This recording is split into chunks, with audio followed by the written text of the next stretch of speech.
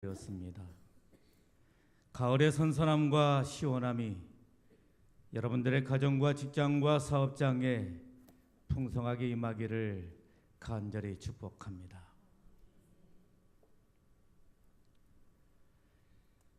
저는 시골 교회에서 5년간 목회를 하게 되었습니다.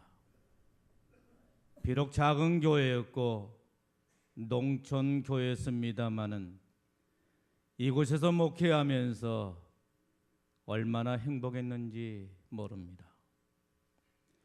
교회를 구성하고 있는 사람들은 대부분이 나이가 많고 연로한 분들로 구성이 되어 있었습니다마는 그들과 함께한 것이 너무도 즐겁고 행복했습니다.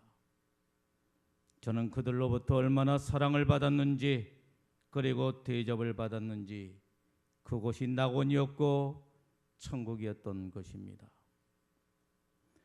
그런데 어느 날이었습니다. 한 통의 전화가 걸려오게 된 것입니다. 그것은 다름이 아닌, 지금은 원로 목사님이 되셨습니다마는 광주 운암교회 정혜동 목사님께서 저에게 전화를 걸어오게 된 것입니다. 이유인즉 운암교회에서 부목사를 청빙하게 되는데 혹시 올 수가 없느냐고 저에게 전화를 걸어오게 된 것입니다. 그래서 제가 물었습니다. 목사님, 저를 어떻게 알고 저에게 전화를 하셨습니까? 이렇게 물었더니 목사님께서 하시는 말씀이 그 교회의 부목사인 김 목사님께서 저를 소개하면서 그분이 오면 좋겠다라고 그렇게 이야기를 했다라고 했습니다. 그 교회의 부목사는 어떤 사람이었습니까?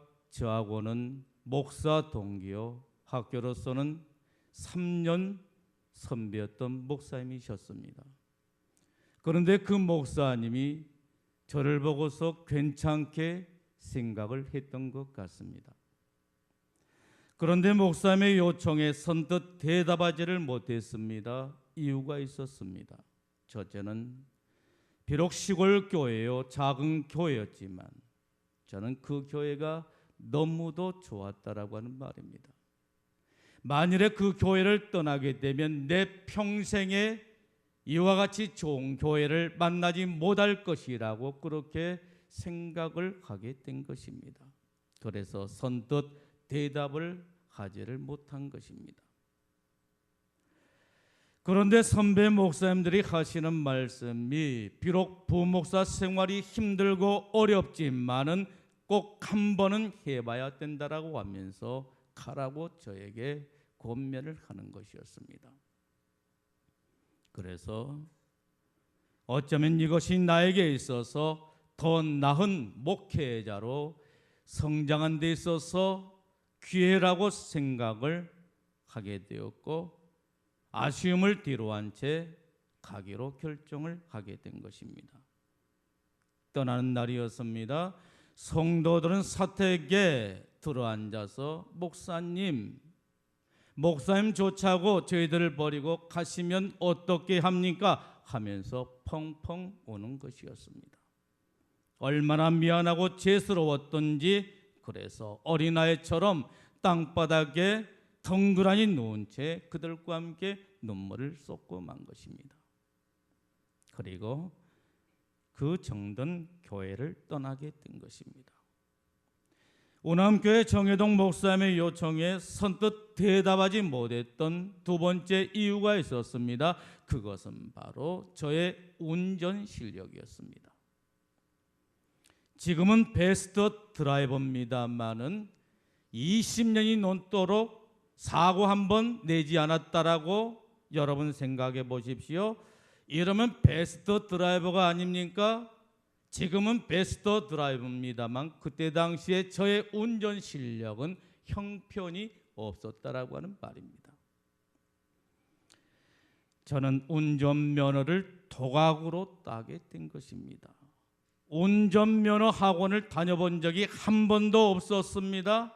필기는 문제집을 사다가 공부를 하게 되었고, 실기는 그 교회에 임집사님이라고 한 분이 계셨는데 그분은 농촌에서 트랙터를 몰고 다니신 분이셨습니다. 그런데 이분이 저에게 운전을 가르쳐 주게 된 것입니다. 이분은 운전면허가 없었습니다. 왜냐 하게 되면 당시에 이분은 생명이기 때문에 운전면허를 받을 수가 없다라고 했습니다. 여러분, 생명이 무엇이죠? 색깔을 구별하지를 못한 것입니다.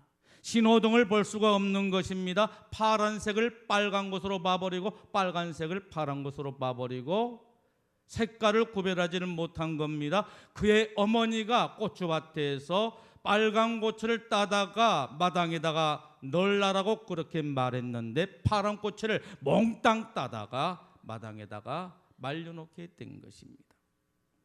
신호등을 구별할 수가 없기 때문에 운전면허를 딸 수가 없다라고 했습니다.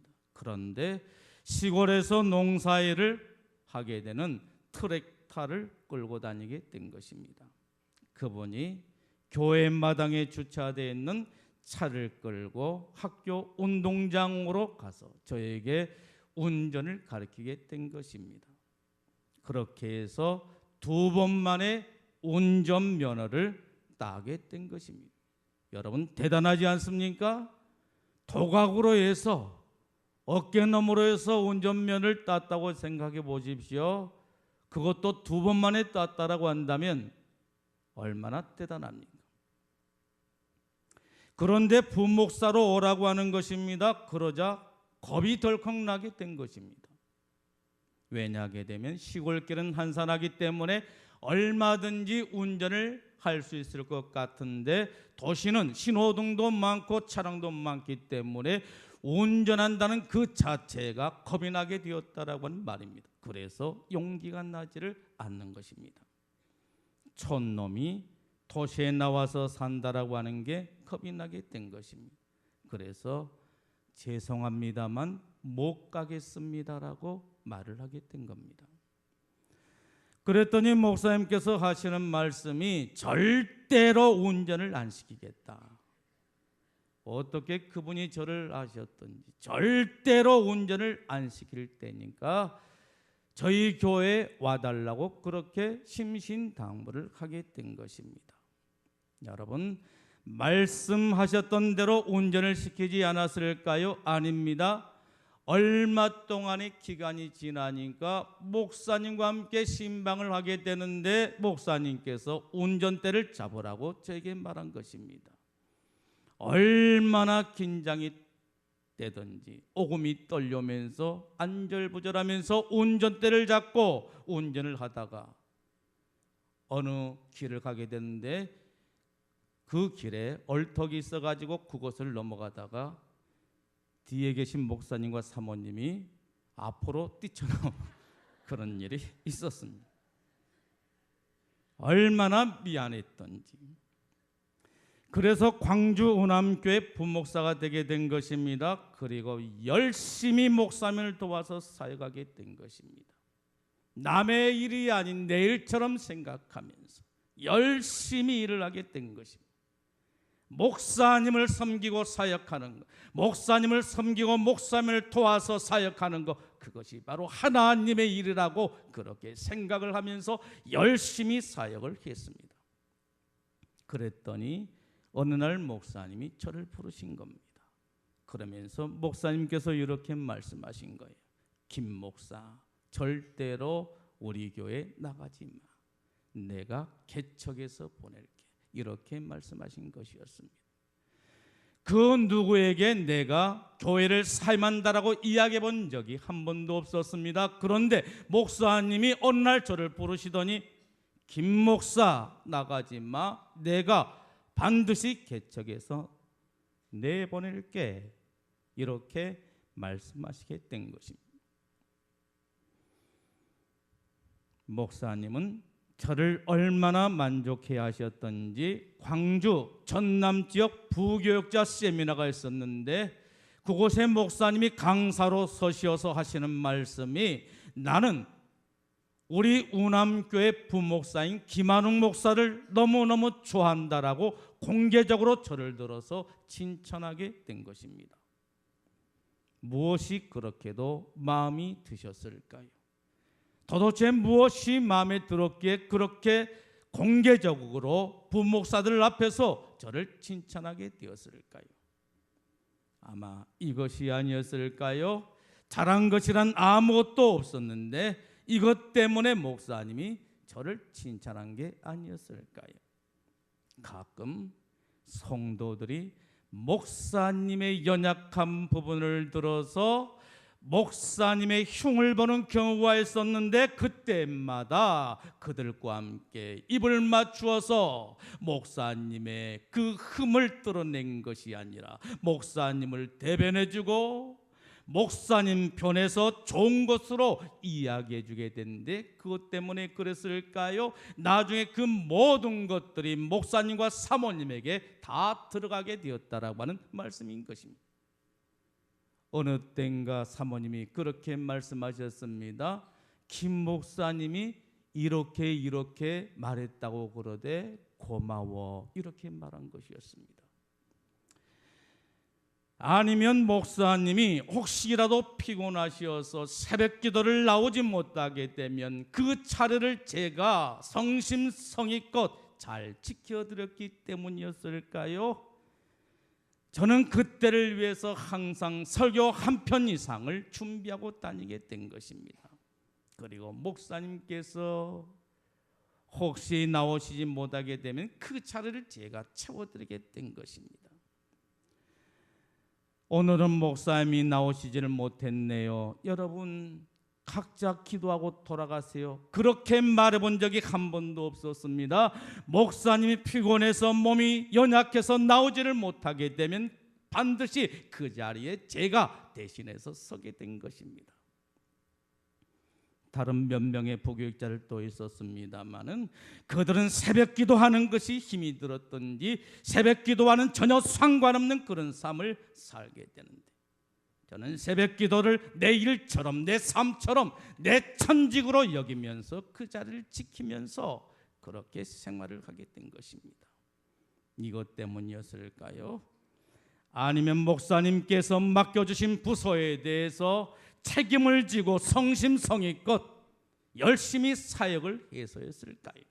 아동부를 맡겨주면 배가번식을 해서 부흥을 시키고 청년부를 맡겨주면 청년부를 재생산해서 번식시키는 부흥시키는 그런 일을 보시고 목사님이 저를 좋아하셨을까요? 그리고 인정해 주셨을까요? 목사님께서 여러 달 유럽 여행을 하실 때에도 얼마든지 주변에 훌륭하신 원로 목사님들이 계심에도 불구하고 그들을 강단에 세우신 것이 아니라 신학교 교수들도 많음에도 불구하고 그들을 모셨다가 주일 강단을 지키게 한 것이 아니라 30대 초반 31살 2살밖에 먹지 않는 저를 세워서 주일 강단을 지키게 함으로 저에게 꿈과 희망을 심어주시게 된 것입니다. 그리고 IMF 그 어려운 시기에 그분이 약속했던 것처럼 교회를 개척해서 저에게 맡겨주시게 되었는데 그 교회가 바로 광주 새암교회가 되게 되었던 것입니다. 목사님은 하나님의 나라의 구속사를 위해서 하나님께서 저를 위해서 보내주신 천사였던 것입니다. 하나님은 정혜동 목사님을 통해서 내 길을 열어가시게 되었고 저를 축복하시게 되셨다라고 하는 말씀인 것입니다. 이처럼 하나님의 구속사에 있어서 중요한 게 있습니다. 여러분, 하나님의 구속사에 있어서 중요한 게 무엇입니까? 그것은 바로 사람인 것입니다. 그러므로 사람을 귀하게 여겨야 하는 것입니다. 어느 가정에서 부부싸움이 일어나게 되었습니다. 얼마나 심하게 싸웠는지 모릅니다. 박이 터져라고 피가 터져라고 부부가 싸우게 된 것입니다. 화가 난 아내가 눈에 토끼를 품으면서 험한 말을 쏟아내면서 남편에게 한 이야기가 꼴보기 싫으니까 당장에 나가라고 호통을 치게 된 것입니다. 꼴보기 싫으니까 당신 것 가지고 나가라는 겁니다. 그러니까 이 남편이 아내를 들더니 땅바닥에다가 내팽개쳐버린 것이 아니라 아내를 등에 업고서 밖으로 나가더란 것입니다. 지것이란 겁니다. 참으로 지혜로운 남편인 것입니다. 여러분, 내게 남편이 있고 아내가 있다라고 하는 거, 이게 얼마나 큰 은혜고 축복인지 모르는 것입니다. 남편 없는 세상을 생각해 보셨습니까? 아내 없는 세상을 생각해 보셨습니까? 내게 남편이 있고 아내가 있다라고 하는 거, 이게 얼마나 큰 은혜고 축복인지 모르는 것입니다. 내게 부모가 있다라고 하는 게 얼마나 큰 축복인지 모르는 것입니다. 내게 자녀가 있다라고 하는 게 얼마나 큰 축복인지 모르는 것입니다. 하나님께서 내게 보내주신 사람들을 귀하게 여겨야 하는 것입니다. 남편이든지 아내이든지 아니면 그 누구이든지 하나님께서 내게 보내주신 그 사람을 귀하게 여길 수가 있어야 하는 것입니다. 내 생각과 다르다고 해서, 내 성격과 다르다라고 해서, 내 사상과 다르다고 해서, 내 신앙과 다르다고 해서 미워하거나 정죄하거나 저주해서는 안 되는 것입니다. 그 누구이든지 우리는 내게 주시는 내 이웃들을 귀하게 생각하고 그들을 축복하면서 살아야 되는 것입니다.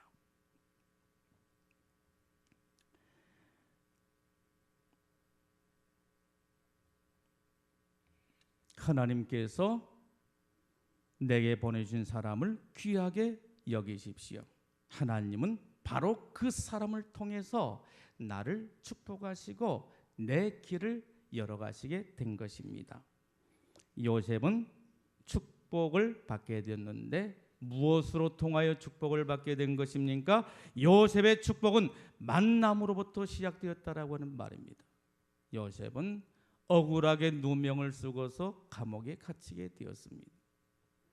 무엇 때문에 감옥에 갇히게 되었죠? 보디발의 아내입니다. 보디발의 아내가 요셉의 멋진 모습에 홀랑반해버리고 만 것입니다.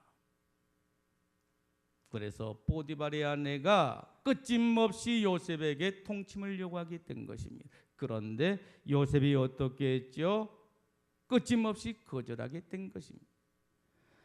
그래서 보디발의 아내가 마음이 상했습니다. 기분이 상하게 된 것입니다. 자존심이 상하게 된 것입니다. 그래서 어떻게 했죠? 요셉에게 누명을 씌워서 감옥에 가두게 되었다라고 하는 말입니다. 여러분, 그런데 그 감옥에서 누구를 만나게 되지요? 바로 왕의 술 맡은 관원장, 떡 굽는 관원장을 만나게 되었다라고 하는 말씀이죠. 요셉은 이 두 관원장을 만남으로 인해서 그의 운명이 완전하게 달라지게 되었다라고 하는 말씀인 것입니다. 여러분, 하나님의 구속사에 있어서 중요한 게 있습니다. 여러분, 그게 바로 무엇입니까? 사람인 것입니다. 그러므로 사람을 중요하게 여겨야 하는 것입니다.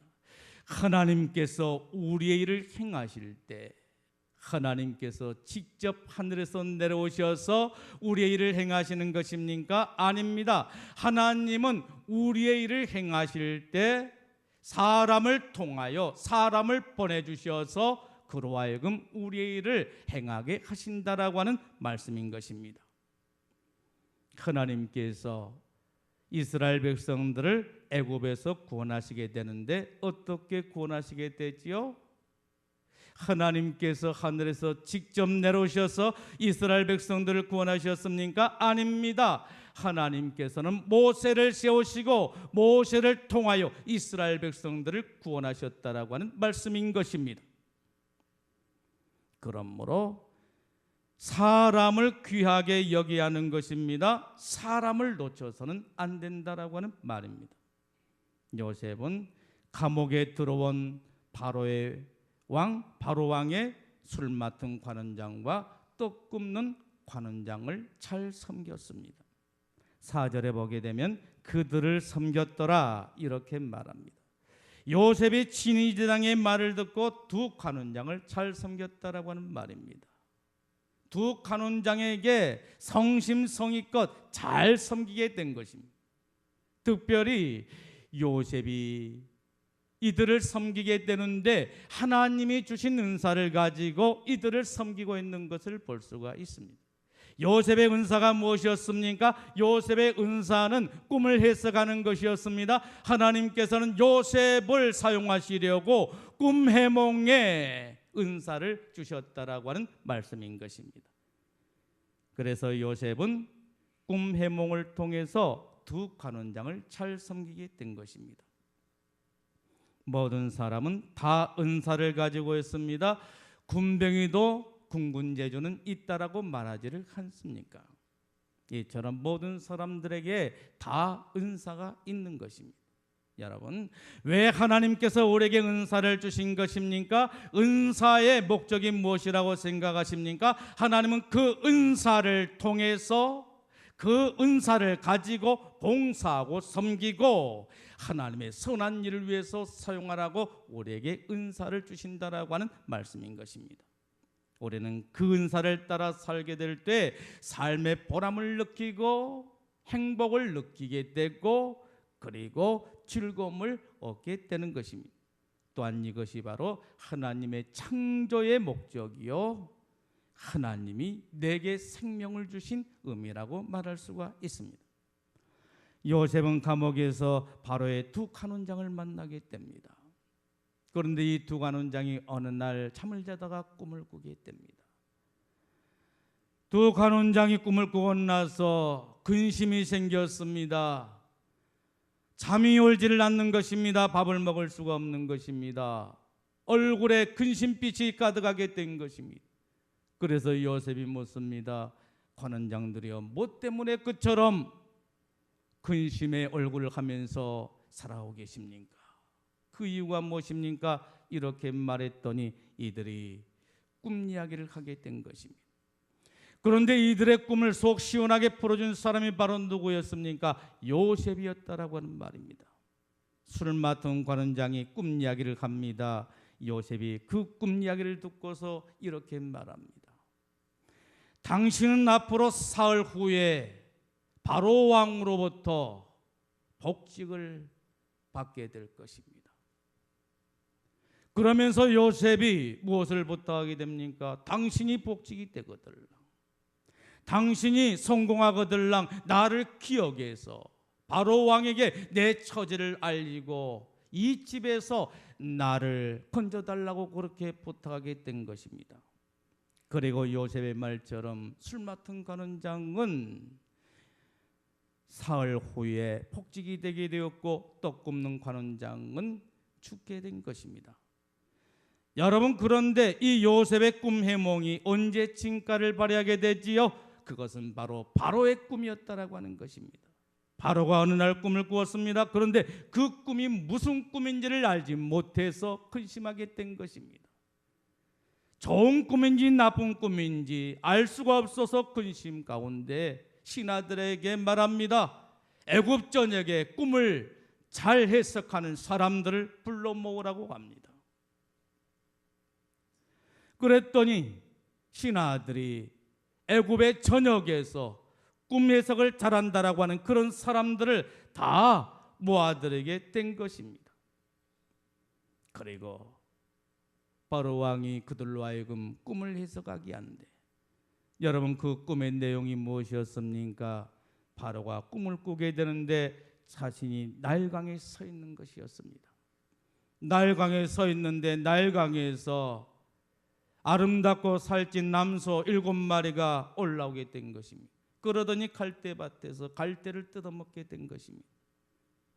그런데 바로 그 뒤에 흉측하고 파리한 암소 7이 나오더니 그 곁에 서게 되고 그 곁에 섰던 흉측하고 파리한 그 7 암소가 아름답고 살찐 7마리의 소를 다 잡아먹으려고 만 것입니다.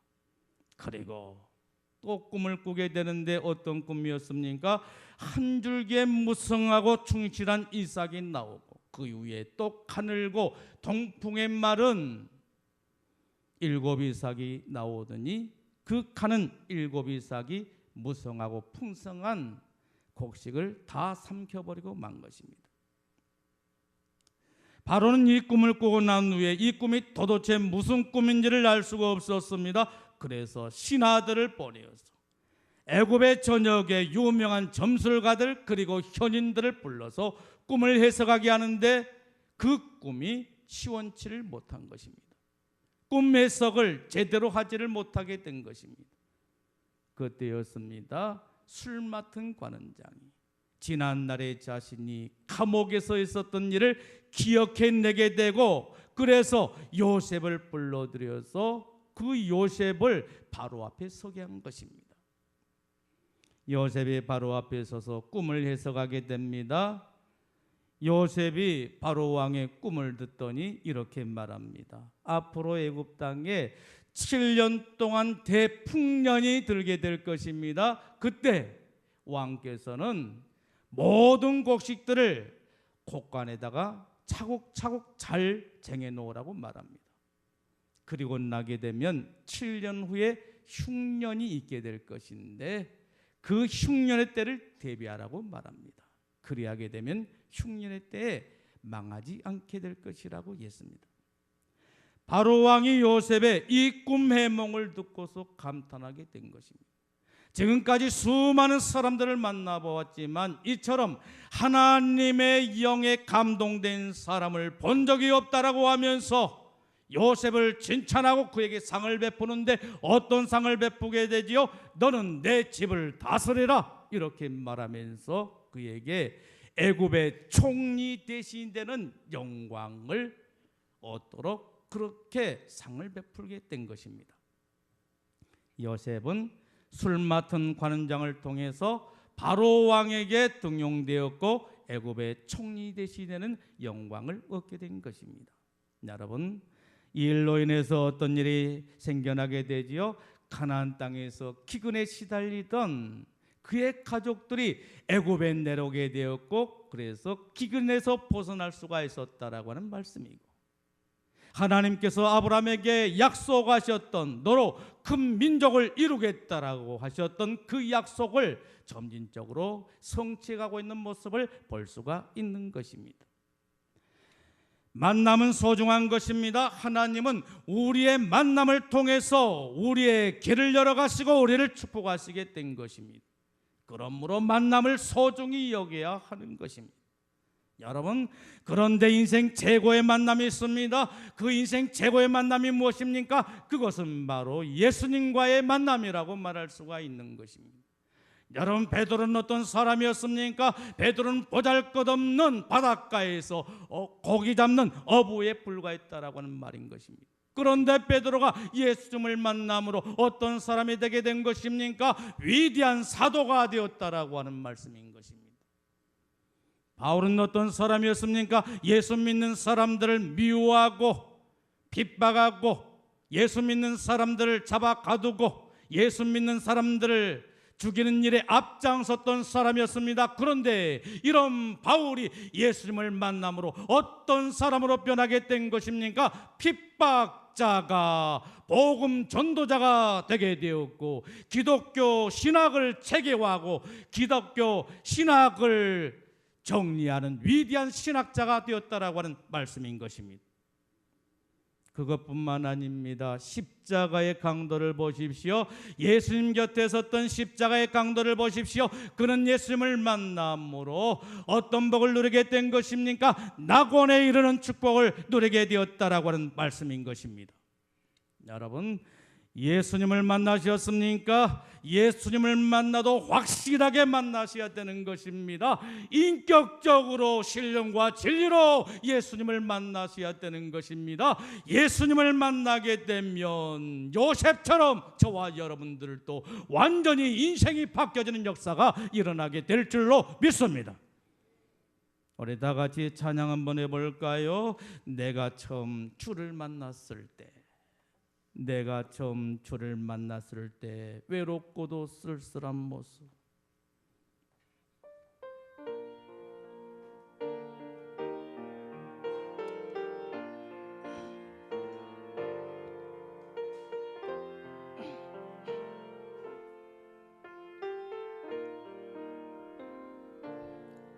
내가 처음 주를 만났을 때 외롭고도 쓸쓸한 모습, 말없이 홀로 걸어가신 길은 영광을 다하고 나그네 정녕 그분이 내 형제 구원해 나의 영혼도 구원하려나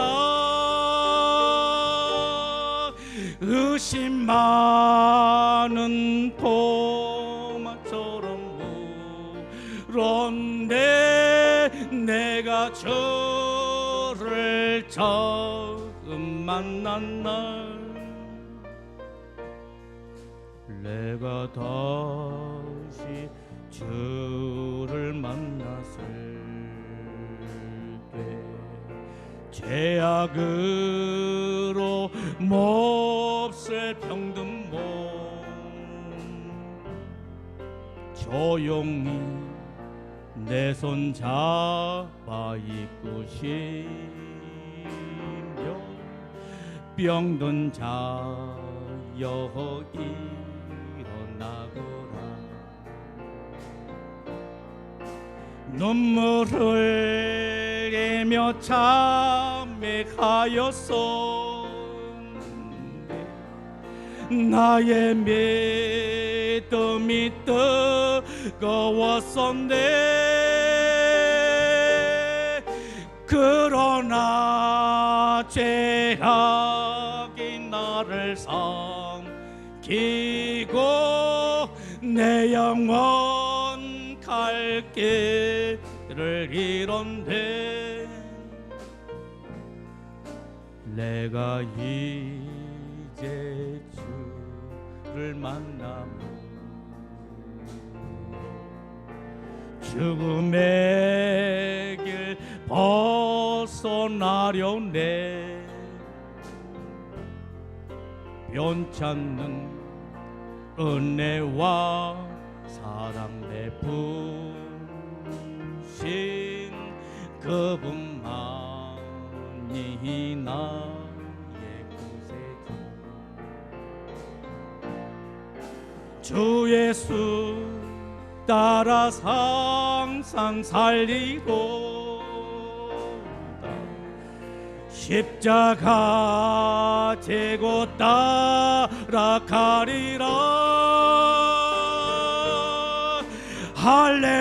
할렐루야 주를 만나니 기쁨 영광의 찬송을 돌리리 여러분 죽음의 길을 벗어나기를 원하십니까? 변함없는 하나님의 사랑과 은혜를 누리고 살기를 원하십니까? 그렇다라고 한다면 하나님을 만나십시오. 예수님을 만나십시오. 그리고 예수님을 따르십시오. 그리고 예수님과 함께하는 인생을 사십시오. 그리하게 되면 죽음의 길을 벗어나서 생명길에 이르게 될 것이고 변함없는 하나님의 그 놀라운 사랑을 일평생 누리며 살게 될 줄로 믿습니다. 사랑하는 성도 여러분, 만남은 소중한 것입니다. 지금 여러분과 함께하고 있는 사람이 바로 누구인 것입니까? 그 사람을 귀하게 여기십시오. 여러분들의 남편을 귀하게 여기십시오. 아내를 귀하게 여기십시오.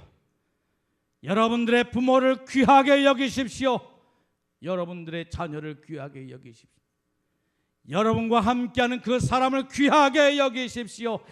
하나님이 우리의 일을 행하실 때 하나님이 직접 하늘에서 내려오셔서 일하신 것이 아니라 사람을 통하여 사람을 보내셔서 일하신다는 사실을 꼭 기억하십시오. 그리고 그 사람을 놓치지 마십시오. 그 사람을 사랑하십시오. 하나님이 보내신 천사로 생각을 하고 그를 잘 섬기십시오. 하나님께서는 요셉의 출세를 위해서 누구를 보낸 것입니까? 바로의 두 관원장을 요셉이 갇혀있는 감옥에 보내게 된 것입니다. 그리고 요셉은 그 가운데 술 맡은 관원장에 의해서 바로에게 인도되게 되었고, 요셉은 바로 왕으로 하여금 애굽의 총리 대신이 되는 영광을 누리게 된 것입니다. 만남은 소중한 것입니다. 그러므로 이 만남의 축복을 귀하게 여기십시오. 우리 다 같이 이렇게 한번 옆 사람과 인사 한번 나눠볼까요? 형제와의 만남은 내 인생의 가장 큰 축복입니다. 어렵습니까? 그러면 한마디 한마디 끊어서 제가 선창을 하도록 하겠습니다. 형제와의 만남은 내 인생의 가장 큰 축복입니다. 사랑합니다. 고맙습니다. 감사합니다. 축복합니다. 기도하겠습니다. 주시는 말씀